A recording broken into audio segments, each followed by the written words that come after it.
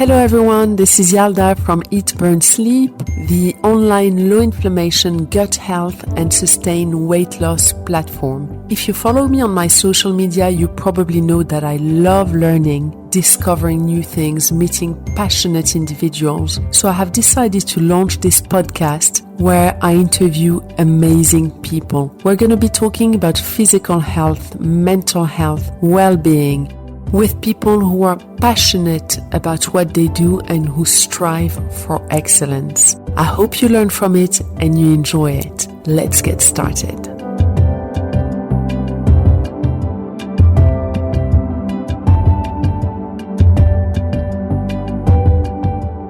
Hello everyone, welcome back to the Eat, Burn, Sleep podcast. I am here with Philipp Mosimann, who's one of the co-managing directors of Mosimann's London, which is a private club restaurant founded by his dad, which he runs now with his brother. Hi, Philipp. Hi, Alda. Thank you so much for accepting my invitation. Oh, it's a great pleasure. So I thought, as many of you know, with this podcast, it's very much a question of inviting people which I find fascinating, who have a beautiful story, who can be inspiring. And I have always been a huge foodie. So when I've been to Mosimann's many times, the food is outstanding. In particular, your mushroom risotto. Oh, wow. Thank you. I wanted to know a little bit more about your story. Well, thank you, Yalda. Absolutely. So how long do we have? We're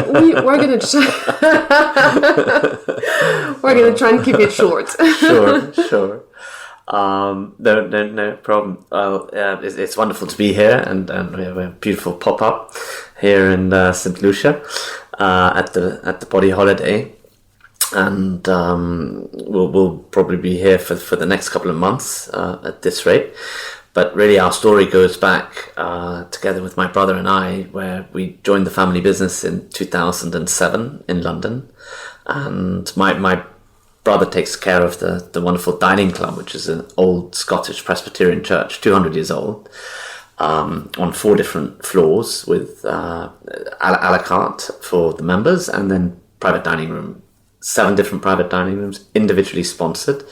So each one has a different theme and a feel to it. Some ranging from the smallest one, the Mont Blanc, for guests for 2, smallest private dining room in the world, as we say. Wow! Ranging up to really the largest, up to 50. So in general, it's quite busy at the moment. Or just before the lockdown, we were open 7 days a week throughout, and obviously also everything, especially with the members, because they were much more.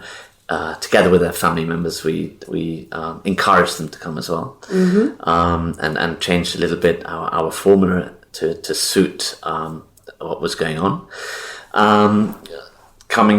Going even further back, really, our father started the business in 1988 at Mosimann's, and then pretty quickly started the events business as well. The events business led us to receive the Royal Warrant in 2000 for catering services to His Royal Highness the Prince of Wales.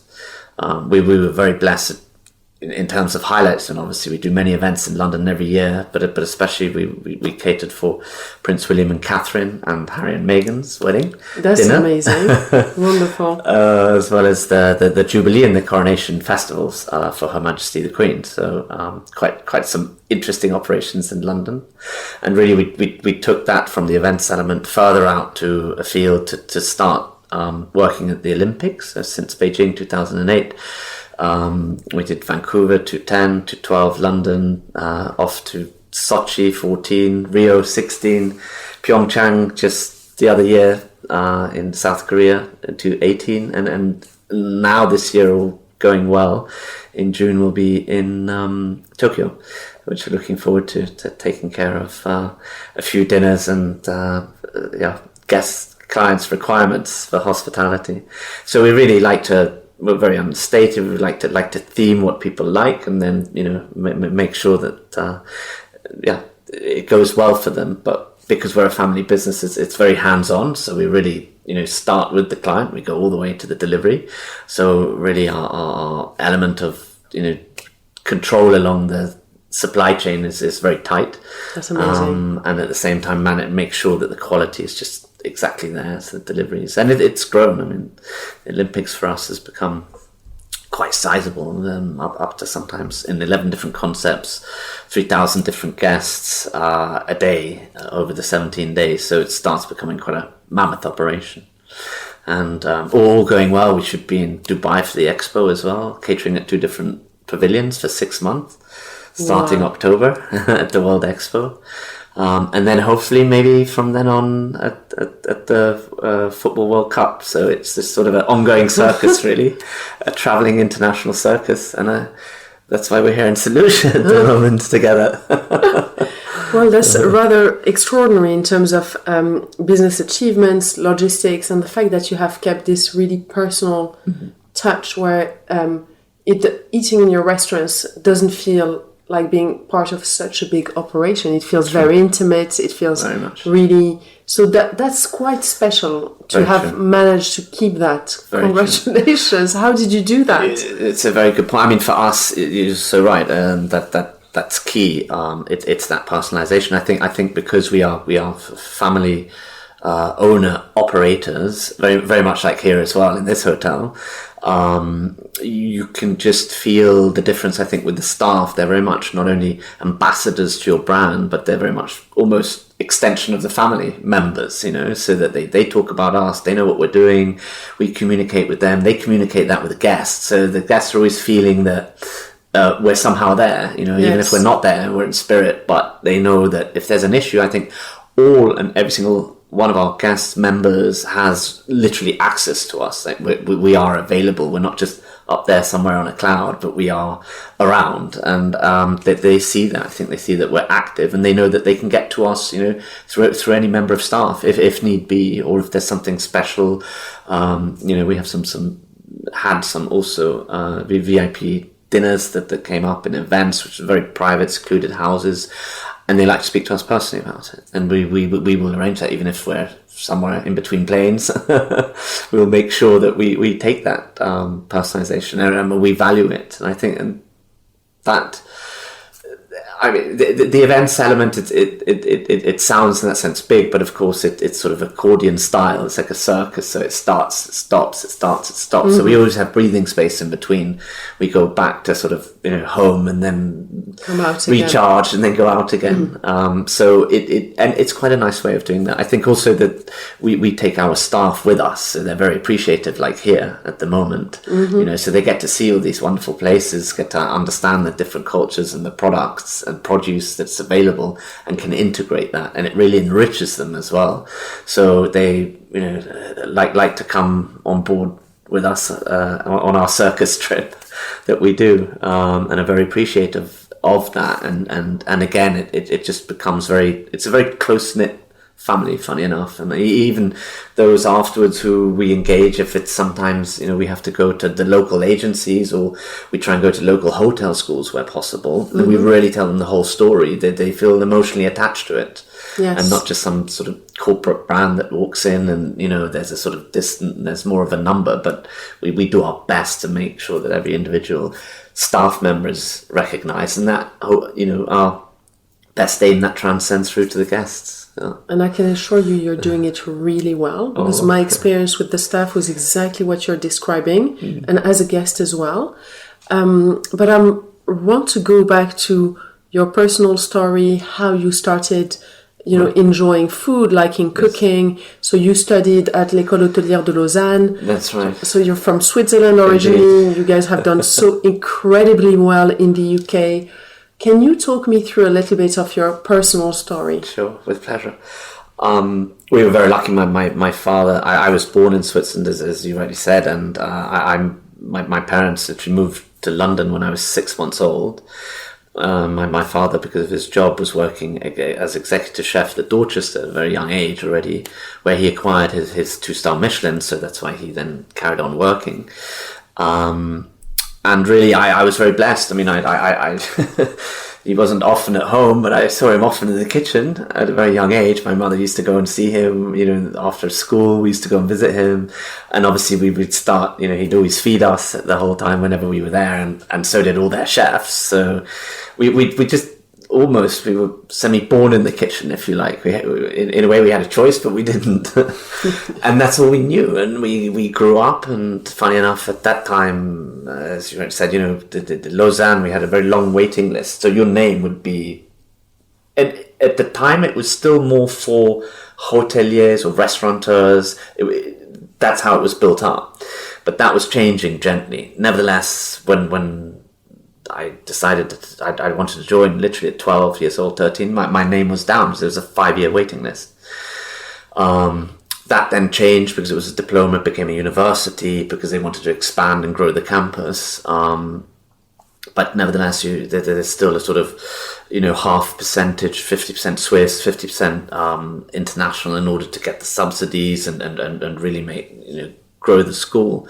But I was very influenced, obviously, by that. My father took my brother and myself also to his demonstration trips when we were lucky to go to LA and Hong Kong at very young ages. We saw these cultures, we tried all the different, my father was constantly eating in restaurants and we were always brought along, so we saw these flavors and spices and just, the different ethnic ways of dining and foods and street foods that was out there. It was just thrilling.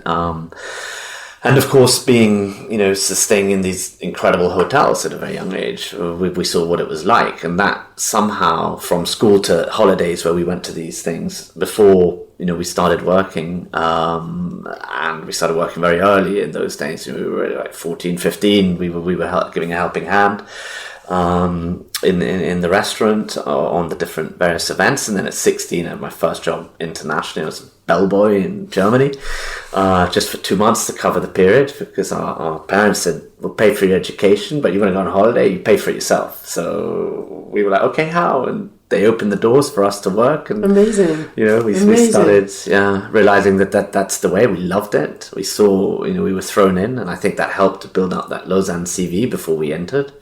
But for me, and this is where, funny enough, I met Andrew Barnard here, who's the owner of Body Holiday. We had to learn in those days. Lausanne Hotel School was only in French, and we were both, funny enough, British, but they wanted the British to be part of it. However, we had to learn French, and even though we sort of almost did, all the way up to A levels, it just wasn't quite fluent enough. So we both ended up in the Hotel Crillon in Paris, where we met 2 years before. Et donc maintenant, vous parlez très bien français. Obligé. Aussi un peu de verlan.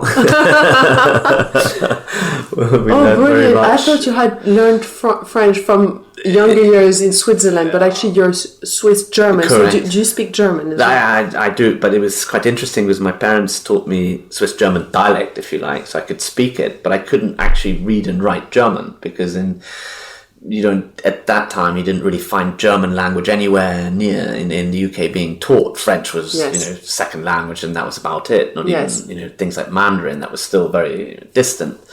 But then when I went to my secondary school, I went to boarding school, and I went to the German teacher and I said, help, I need to, I spoke to him this sort of, mountain language, and he came back and he said, yes, you do need help, and we're going to teach you Germans, and which I then did all the way to A-levels, in order to try and make sure as best as possible I knew that part of the language.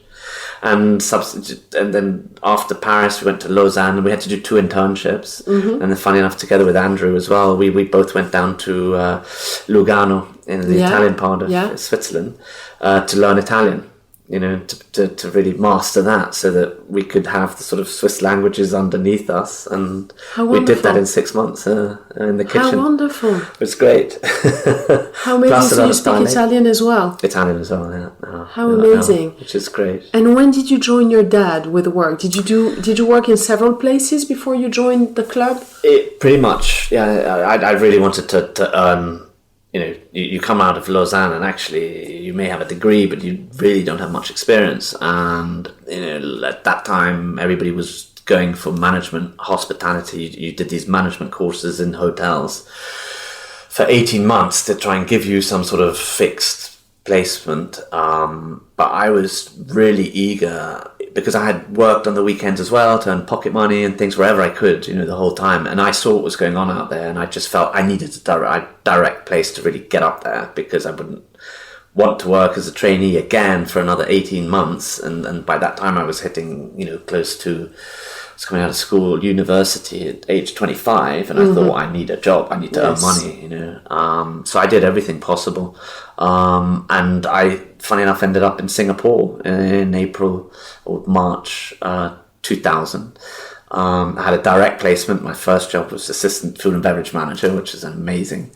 And then Singapore, they work 6 days a week, and over there in those days you did 18 hours, literally. It was non-stop. Oh my God.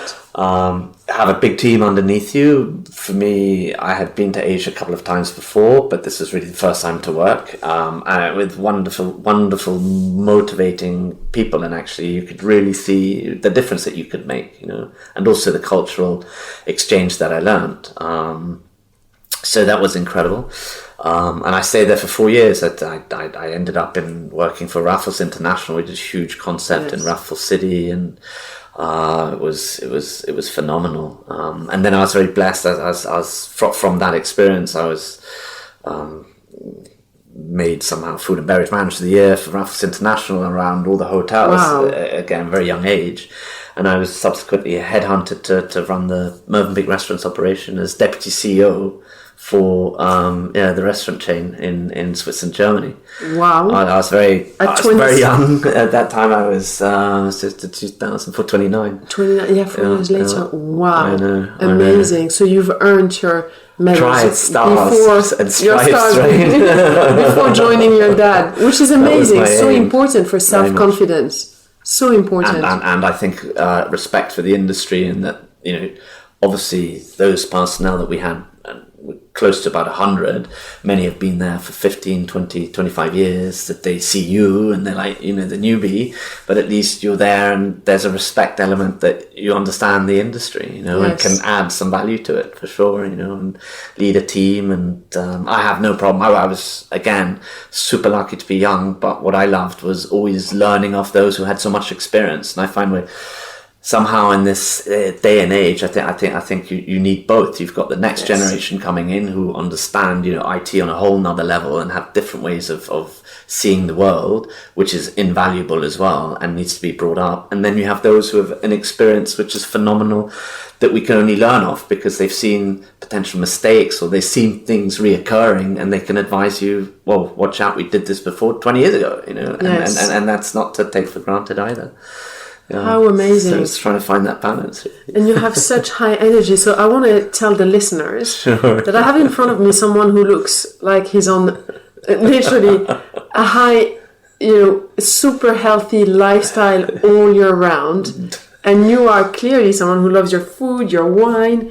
Now the health, expert in me wants to. I really love asking questions to people. Sure. When I see people and I can see, the color of their eye, their skin, I can't help but analyze a little bit. Sure. Then I want to understand the behind the scenes. So could you tell me a little bit about how you keep healthy? Oh, this is that's on a whole nother side, which is quite interesting. So, being here at the Body Holiday, of course, it helps hugely. But I, funny enough, came here also to get fit again. I think during the lockdown, obviously, it was difficult for many, and obviously having then children, and you're feeding them breakfast, lunch, and dinner. You become their own, you're their personal chef, your personal chauffeur, personal, everything all combined in one. But I loved. Initially, for whatever reason, when I was very, very small, already to run. I ran at a very young age. I was in cross-country teams at school where I was at Harrow. I was captain of cross-country, vice of athletics. I did many, many sports at the same time. I always felt you needed the cultural, the sports element, social, just balance really as best as possible. I love music, I did art as well. And that then led me on to I ran a couple of marathons when I was in Lausanne, but then I ran my first ultra marathon across the Gobi Desert, 250 kilometers in 2003. during SARS, actually, funny enough. Oh my goodness. Because in Singapore, when we had SARS, I was meant to do the Marathon des Sables, but everything got a bit cut because of the SARS situation. And again, the travel was not looking, great. So I was meant to do it 2004, and then the lady who had won twice Marathon des Sables created her own brand and started off with the Racing the Planet Gobi in 2003, which was their first one. And again, because of SARS in the whole of Asia was a bit difficult, but she nevertheless, very tough lady, went ahead. And I said, let's support it. We did some work with charity as well. So we went up to Don Juan, which is the first city in Silk Road, really, that goes all the way across. Beautiful. And we trained like crazy. We had an extra day off. Everybody took a salary cart because, the numbers were dropping. We managed to keep all our staff, had 140 staff. They wanted us to take care that 25, I got rid of, but many come from very simple backgrounds in Malaysia. And I was like, no, we'll take a salary cut, but we get an extra couple of days.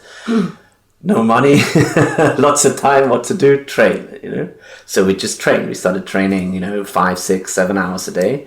We were out there and we said, well, if we train, we're going to do it for something, let's set the goal high. So we did an ultra, and that really got me into it. So I did my first ultra 2003, then 2004, I went to Atacama, together with Andrew Barnard, actually, as well. We created the Team Commonwealth, another gentleman called Matt, and we won. We won the event. It was crazy. Oh we my trained goodness. like crazy. You're such a high achiever in everything you do. By accident, really. We were the rookies. But the Chilean army, last minute, had a team who was training up there. And we beat them by 30 minutes after 6 days. It was incredible. Wow. Yeah. And Andrew will also, happy to explain the story, but that's another book on its own. And then we continued. Then we did Sahara down in the White Sands, right by close to the Libyan border. Yeah. 250 kilometers again, 6 days. Oh my God. We went on to Nepal, or better said Vietnam, 2006. We ran from Sapa to Lào. It was beautiful. It's sort of Garden of Asia, they call it, where you have all the terraced paddy fields, rice paddy fields. And then we went up to Nepal. Namibia 2009, and then we did Nepal 2012, and that's when I was fun. And then the problem is I have 3 kids. I had then 3 kids, so these things only take between 2 and 3 weeks, and I couldn't do that. So I was like, I need to find more concentrated races. So then I started getting into the non-stop races, and I ran around the Mont Blanc race, the UTMB, and I did 2 of those. So you're definitely burning all those calories. True. And trying, that's the sort of balance, really, isn't it, between the food and beverage element. I'm curious about something. First, congratulations. Oh. You're such an incredibly high achiever. I was reading your CV. You graduated one of the best students at school. Oh. Then you obviously achieved all these incredible things in Asia. Racing, you can't just go for a little jog. You have to run 250 kilometers and win the race. But from a health standpoint, intense exercise is quite inflammatory. Yes, true. So I want to know what are your tips to recover when you go through such a long race and your joints are painful, your whole body is aching? Absolutely. What do you do to feel better? It's such a good listen. I think for life, this is on the whole something that I'm continuously researching, continuously trying to improve, because I've met along the way, and now actually the final. I haven't said yet, but I'm part of a committee called the Snowman Race Committee, which is been asked by the King of Bhutan to put together a race for 300 kilometers, and I'm on that committee now as one of the founding partners. And I have the title Director of Happiness, because they value everything in happiness over there. So I was like, that's me, and that's going to be phenomenal. It's meant to be in October. It'll be hopefully this October. So now I'm training for that again, because I trained all the way up to February, and then when the lockdown happened last year, I got COVID, and then really didn't do very much for about 6 months, and then I realized I need to get back onto it. I contacted Bhutanese again. Everything we delayed by a year, so we said October. So I'm there again now, and I'm like, okay, that's what I'm going to train towards. But going back to there, I've been lucky to meet Hans, and they're going to be 40 athletes from around the world who are coming. But I'm these are professionals coming. They're high. The altitude levels start at 3,500 meters, go up to 5,500, and like that for 6 days, 300 kilometers. So it's going to be interesting. And I look at many of the professional athletes. I've been blessed, to have been trained by some amazing teachers throughout my school, and for me, I always look at those who are older. And the very first time I did the Gobi in 2003, I met a gentleman I remember called Laurie.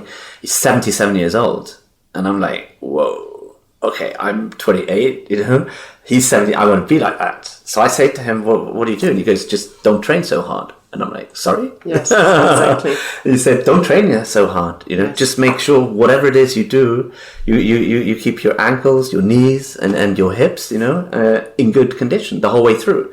So, and actually it took me 3 races to understand what he said. And I had messed my feet up. Each time I did one of these races, I was like literally almost flat, half in hospital, a week, Yes. But then I get myself together, the body heals itself. Especially when you're young. But the older you get, the less it happens. But in theory, you get wiser. The brain gets better. So after the 3rd race, I was like, I can't keep doing this to my body. Like, I need to psychologically think about this differently. And then the whole thing suddenly came along for, like, just do whatever it takes to not get there, to not do that. So I really started looking at things that we had to carry all our backpack, we had to carry all our weight. So we were carrying, at that time I started off with 14 kilos, and then I started going at 7. Every kilo you carry with you is another minute slower over time, and that all adds up. So I looked at all of that sensibly. But then I looked at the training, and and the way that I train now, and I'm very blessed here at the weights training centers. A gentleman called Felix, he been here 32 years, and he was Mr. Commonwealth in terms of bodybuilding, and we have a very similar, and he's 60 odd, but he has a very similar ethic. He's like half an hour, so he does half an hour intense, that's it, just on the cardio element. And I said the same, because I know so many people who go out and even train marathon, and they're every day on the road, It's and so bad for you. Exactly. I'm so glad you're saying this, because, so Philipp doesn't know much about swimming. We've met recently, but my platform is about chronic inflammation. Okay. And one of the things that I have discovered was that high intensity workouts are extremely inflammatory. I experienced inflammation myself. I had some health issues, and as soon as I was getting better, I was getting my personal trainer back. After each session, I was sick again, couldn't understand. So I tried to understand, why is it that when I work out, I'm sicker? Actually, any form of pain is seen by the body as an inflammatory attack and will kick in your chronic inflammation. Interesting. So indeed, less is more. Right, absolutely. So as long as you build the muscle and the stamina and the heart, you will actually perform better if you save your batteries as much as possible. You're right. It's almost, actually now you say that, it's interesting, it just came to me, you're almost building inside out. Yes, that's right. To strengthen everything you have in, to be able to then, you're so right. I mean, the most common cause or for people to be out of action, and because I love running as well, and of course you get a bit, the longer distances you obviously go slower, which actually kicks in. And when I first started ultras at 28, I was the youngest. In those days, it would only be people literally 50 and above to do them. And I always questioned that. I was like, how come? And there was they were explaining to me this sort of, when you get a bit older, you get more patient, and hence the stamina and it just kicks in, and you can go on for longer. Whereas when you're younger, you're far more, I want now, fast. It's like the hare and the turtle. It's better to go slower, but keep going. Keep going. Absolutely. Absolutely. And when I did I remember that first time, non-stop race, and that was the ultra trail in around the Mont Blanc in 2014, and it's a 160 kilometer race over 10,000 meters positive altitude. So you start in Chamonix, you run into Italy, but always going up and down. You run over and down about 9 passes along the way. So you're going up, down. You run into Italy into Switzerland, and then into Courmayeur. You have to complete the whole race in 46 hours at that time. So it was 160k, 10,000 meters altitude, which if you take that, spread it out in terms of effort, it's another 100k. So you're actually doing 260k if you were to do it flat in 46 hours. Oh my goodness. So you don't sleep much, right? So the sleep deprivation, you start at 6 p.m., you go straight into night. That's the first night, which is sort of bearable. And then the morning comes, the sort of hour before sunrise is when you get really tired. That's when the sun's there, you're far more with it. It's so interesting how the brain functions. It's funny, isn't it? It's suddenly you get... But by the next evening, you're really sort of, you're really tired. You know, because really sleep repairs and you're sleep deprived on top of that. That's crazy. Absolutely. So it's really, your mind starts playing a whole nother role with your body, you know. And then again, it's the same element of make sure your body's working, because if if something's niggling and it's not quite right, it's going to play on your mind. And that only gets worse in these things. So you like, okay, sit down, stop, look at it, whatever it is, relax, fix it. Your mind has to be positive as best as possible the whole way through, because that will get you through. 100%. So if you need to repair something, do it, you know, whereas often people don't. And out of these races, at that time, you were you had to get, it's crazy, you had to get points in order to get in. So you had to do like 3 of these desert races in order to qualify, and they would pick you, tir à sort, you know, it would be luck of the draw on top of it. So when you got it, you were like, oh my god, wow, I'm in, and then you were like, oh dear. And so when is your next race? Well, it will be this the race in Bhutan. In Bhutan, yeah, hopefully October. It's a 7-day race. Yeah, I'll probably go over 2 weeks before to acclimatise. It's very high. I have some good news for you. You coming? I can help you with food. I know no one's ever offered to help you with food before, but I've actually recently, there is a footballer who plays for Chelsea. He's on loan for Fulham, called Ruben Loftus-Cheek. Mm-hmm.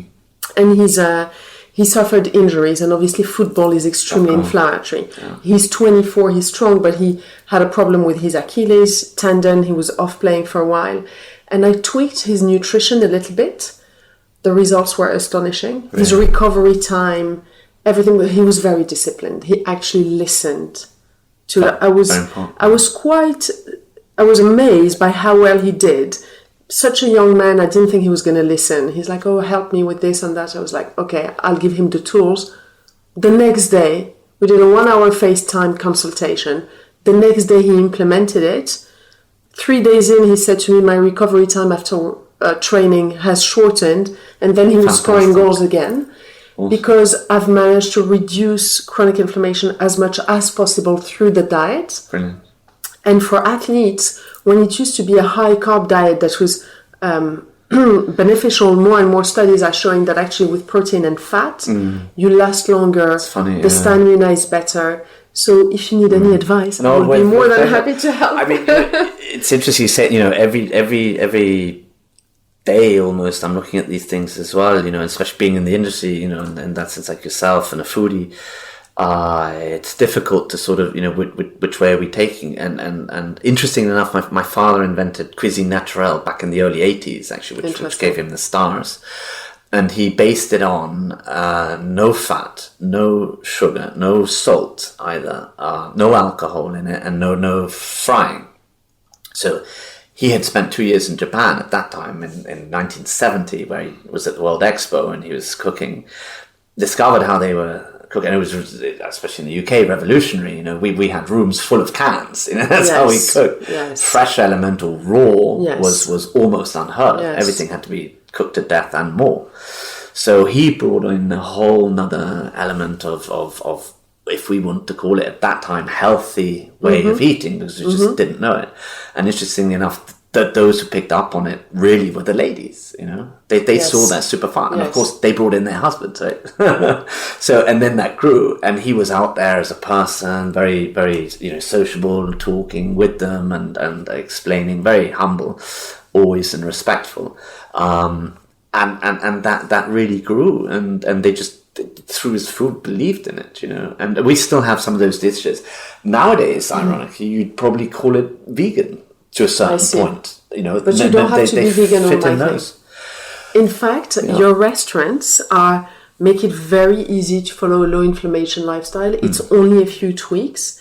So given the food you eat, which I see already, it's only a few changes you will have to make, which will hopefully bring Fabulous. you amazing results. Even more energy. Oh dear.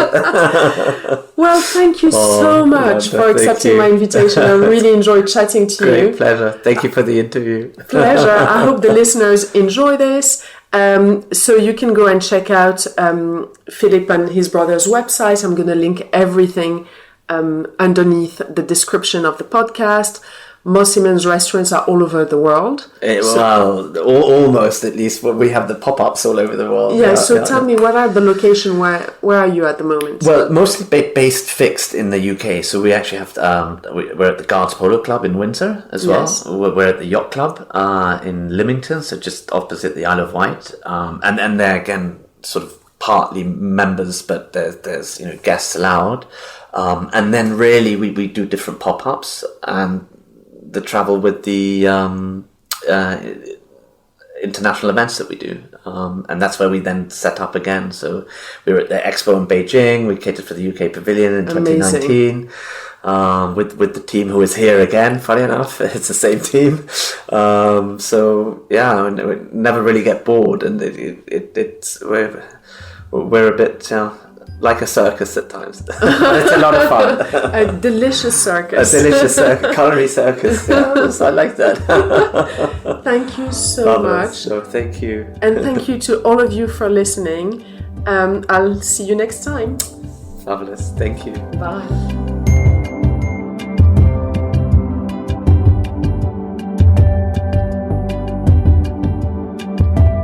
Thank you to all of you for listening today. I hope you enjoyed it. Feel free to go on eatburnsleep.com to learn more about gut health and chronic inflammation. I would really appreciate if you could rate this podcast, and of course feel free to share it with anyone who might enjoy it. Have a beautiful day.